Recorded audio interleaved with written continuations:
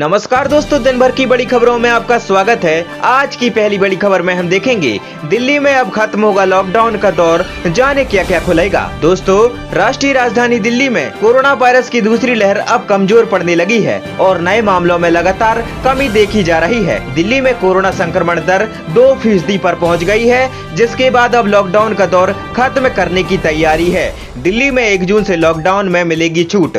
सूत्र के मुताबिक दिल्ली में संक्रमण की दर कम होने के बाद लॉकडाउन में 1 जून से छूट दी जाएगी। हालांकि यह अनलॉक लिमिटेड हो सकता है और आंशिक छूट दी जा सकती है। 1 जून से दिल्ली सरकार कंस्ट्रक्शन से जुड़ी दुकानों, हार्डवेयर शॉप, मेंटेनेंस और रिपेयर से जुड़ी दुकानों को खोलने की इजाजत दे सकती है। वहीं मॉल, स्पा, जिम के खुलने पर अभी सहमति नहीं बन पाई है। राष्ट्रीय राजधानी में 24 घंटे में कोरोना से 1568 लोग संक्रमित हुए, जबकि इस दौरान 156 लोगों की जान चली गई है। और आज की दूसरी बड़ी खबर में हम देखेंगे कोरोना से ठीक होने के बाद भी हो सकती है गंभीर समस्याएं, इन लक्षणों को ना करें इग्नोर। दोस्तों, भारत में कोरोना वायरस का संक्रमण लगातार बढ़ता जा रहा है। हालांकि बड़ी संख्या में लोग महामारी को मात देकर ठीक हो रहे हैं, लेकिन इसके बाद भी उन्हें कई तरह की समस्याओं का सामना करना पड़ रहा है। नई स्टडी में खुलासा हुआ है कि कोरोना से संक्रमित हुए लोग लंबे समय तक समस्याओं से जूझ सकते हैं, जो कोविड संक्रमण से होने वाले नुकसान से अलग हो सकते हैं। कोविड-19 से ठीक हुए लोगों में हो सकती हैं ये समस्याएं। रिपोर्ट के अनुसार कोरोना वायरस से ठीक होने वाले मरीज लंबे समय तक कई समस्याओं से जूझ सकते हैं। पहले से किसी बीमारी से ग्रस्त और कमजोर इम्यूनिटी वालों को खास देखभाल की आवश्यकता होगी। कोरोना से उबरने वाले रोगियों में फेफड़े डैमेज की समस्या हो सकती है, जिससे बचने के लिए ब्रीदिंग एक्सरसाइज एक बेहतर उपाय है। इसके अलावा कोरोना वायरस मसल फाइबर को डैमेज कर देता है, जिसके कारण मांसपेशियां और शरीर में दर्द बना रहता है। पीठ, कमर और जोड़ों में भी दर्द और तनाव महसूस होता है। इस समस्या को कम करने के लिए डॉक्टर्स नियमित एक्सरसाइज करने की सलाह देते हैं। कोरोना वायरस से संक्रमित होने के बाद मरीजों को कई तरह की समस्याओं का सामना करना पड़ता है और ठीक होने के साथ ही समस्याएं कम होने लगती हैं। हालांकि कई लक्षण ऐसे होते हैं जिन्हें ठीक होने में लंबा समय लग सकता है। इसमें गंध महसूस नहीं होना, थकान का अनुभव, खांसी, जुकाम, सांस की तकलीफ और सिर दर्द के चक्कर जैसे लक्षण शामिल हैं।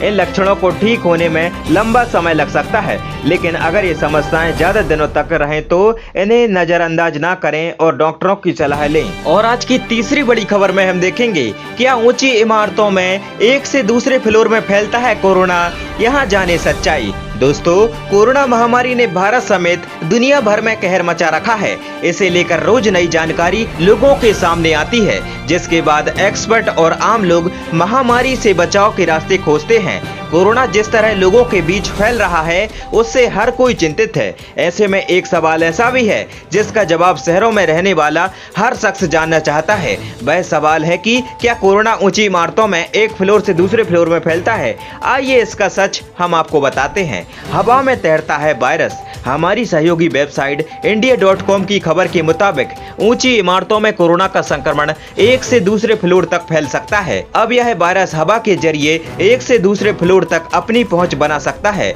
स्टडी के मुताबिक अगर आपके घर में खिड़कियां और दरवाजे वेंटिलेशन के लिए खुले हैं, तो हवा के जरिए यह वायरस आपके घर में एक फ्लोर से दूसरे फ्लोर में दाखिल हो सकता है। आमतौर पर वायरस नीचे के फ्लोर से हवा के साथ ऊपर फ्लोर पर जा सकता है। स्टडी में हुआ एक खुलासा। वहीं एक स्टडी में यह बताया गया है कि ऊंची इमारतों में घरों के ड्रेनेज पाइप एक दूसरे से जुड़े रहते हैं, जिसके जरिए कोरोना फैलने का खतरा बना रहता है। चीन में रहने वाले 3 परिवारों में संक्रमण फैलने की वजह का पता लगाने के दौरान यह बात सामने आई थी। ये परिवार बीते साल जनवरी-फरवरी के दौरान कोरोना संक्रमित हुए थे। और आज की चौथी बड़ी खबर में हम देखेंगे मौत के बाद नाक और मुंह में कब तक रहता है कोरोना, एम्स फॉरेंसिक एड ने दी अहम जानकारी। दोस्तों, अखिल भारतीय आयुर्विज्ञान संस्थान यानी एम्स में forensic head doctor Sudhir Gupta ने कहा कि एक संक्रमित व्यक्ति की मौत के 12 से 24 घंटे बाद कोरोना वायरस नाक और मुंह में कैविटीज में एक्टिव नहीं रहता। इस वजह से मृतक से संक्रमण का खतरा ज्यादा नहीं होता है। डॉक्टर गुप्ता ने कहा, मौत मौत के बाद 12 से 24 घंटे के अंतराल में लगभग 100 शवों का फिर से कोरोना वायरस संक्रमण टेस्ट किया गया, जिनकी रिपोर्ट नेगेटिव आई। मौत के 24 घंटे बाद वायरस नाक और मुंह में एक्टिव नहीं रहता है। उन्होंने कहा, एक संक्रमित व्यक्ति की मौत के 12 से 24 घंटे के बाद कोरोना वायरस के संक्रमण का खतरा अधिक नहीं होता है। और आज की 5वीं बड़ी खबर में हम देखेंगे, कोरोना के बिना भी हो सकता है ब्लैक फंगस, कमजोर इम्यूनिटी वालों को है ज्यादा खतरा। दोस्तों, कोरोना महामारी के बीच ब्लैक फंगस ने भी चिंता बढ़ा दी है। ब्लैक फंगस की दवाओं की कमी पूरी नहीं हो पाई कि तब तक व्हाइट और येलो फंगस भी सामने आ गया। लोगों के बीच अब धारणा है कि कोरोना संक्रमण के बाद ही ब्लैक फंगस होता है, जबकि कई ऐसे मामले भी सामने आए हैं जिनमें मरीज को कोरोना नहीं था, फिर भी ब्लैक फंगस संक्रमण पाया गया।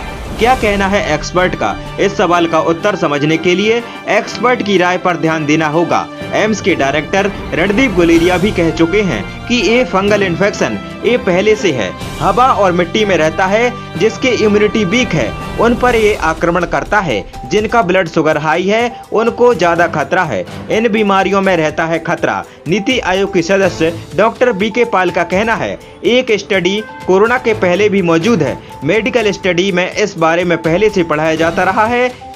डॉक्टर पाल ने यह भी बताया कि ब्लड शुगर लेवल अगर 700 से 800 पहुंच जाता है तो इस स्थिति को मेडिकल की भाषा में डायबिटिक कीटोएसिडोसिस कहा जाता है। इसमें ब्लैक फंगस का अटैक बच्चे और बड़े दोनों पर होता है। निमोनिया जैसी बीमारियों में भी खतरा होता है।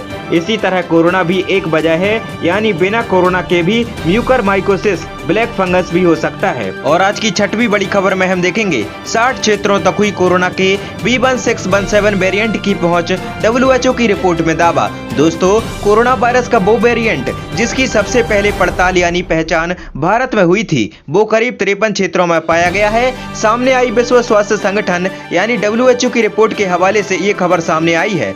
WHO ने इस वायरस की पहुंच के व्यापक दायरे की पुष्टि की है। इस रिपोर्ट में ये भी कहा गया है कि संगठन को मिली सूचना के मुताबिक दुनिया के 7 और क्षेत्रों में कोरोना का यही भारत में खोजा गया वेरिएंट पाया गया है। B1617 वेरिएंट की व्यापक पहुंच महामारी घोषित हो चुके वायरस के बारे में कहा जाता है कि कोरोना एक रूप अनेक, लाखों जान ले चुके इस कोरोना ने जितने रूप बदले हैं उतने तो दुनिया में किसी ने नहीं बदले होंगे।